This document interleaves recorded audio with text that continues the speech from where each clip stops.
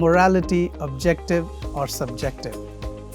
Can we properly ground morality without God? Hello and welcome to our video series on the existence of God, where we explore questions and topics related to God's existence and also arguments for and against the existence of God. In today's video segment, we're going to take a look at the moral argument for God's existence. In fact, this is my favorite argument for God's existence. Let's begin by asking a very simple question.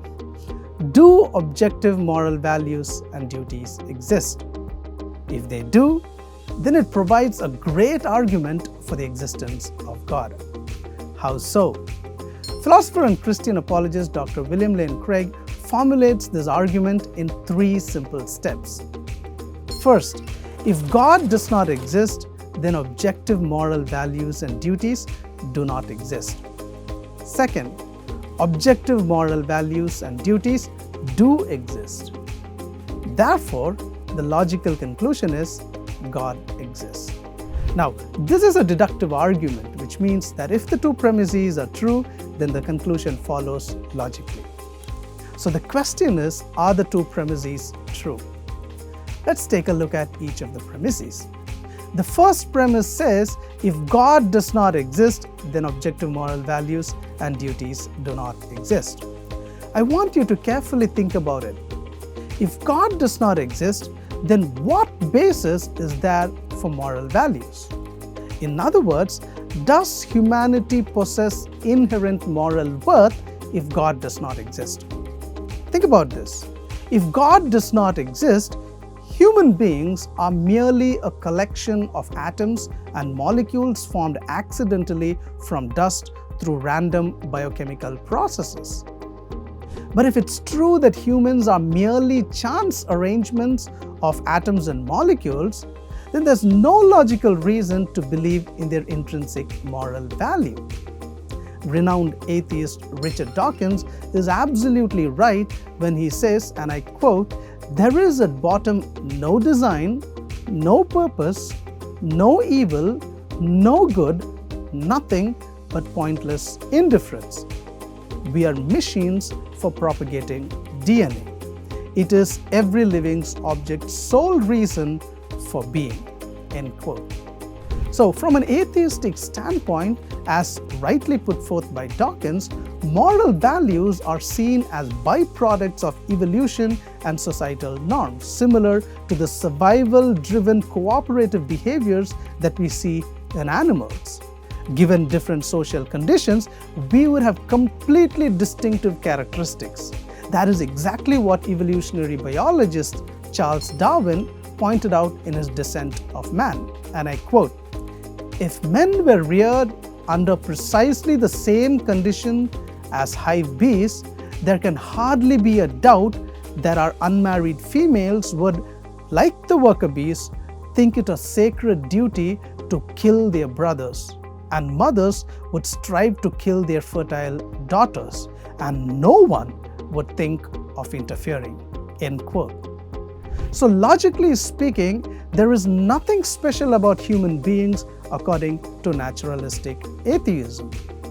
In essence, if God does not exist, then objective moral values do not exist.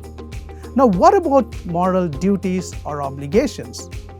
Moral obligations are traditionally understood as stemming from God's commands. However, if God does not exist, the basis for objective moral duties becomes very unclear. From a naturalistic atheistic perspective, who are humans? Humans are simply evolved animals. If that's the case, then there isn't absolutely any human action that is objectively wrong or right. For the concept of right and wrong, they do not exist in the animal kingdom. Now think about this with me. A leopard killing a deer is not considered murder. We don't say that the leopard is wrong for killing the deer. It's just being a leopard. We don't hold animals responsible, that is morally accountable for their actions. But if that's the case, How then, according to the atheist, if human beings are merely evolved animals, are human actions morally accountable? The human is just being a human based on social conditioning and natural selection. So if God does not exist, why think that we have any moral obligations to do anything or to anyone? Who or what imposes these moral obligations upon us? Think about this. And where do they come from? It's hard to see why there would be anything more than just a subjective impression arising from societal and parental conditioning. So I think I've made my point very clear. So let's move on to the next premise. What does the second premise say? The second premise says that objective moral values and duties do exist. I think it's pretty easy to establish. I've never come across a person that denies this premise. For instance, everyone believes that raping a child is objectively wrong, or murdering innocent civilians is objectively wrong, or taking care of our children and feeding them is objectively good. Now, there is something that's so obvious that this premise, namely that our moral experience clearly tells us that certain things or actions are absolutely right or they are wrong.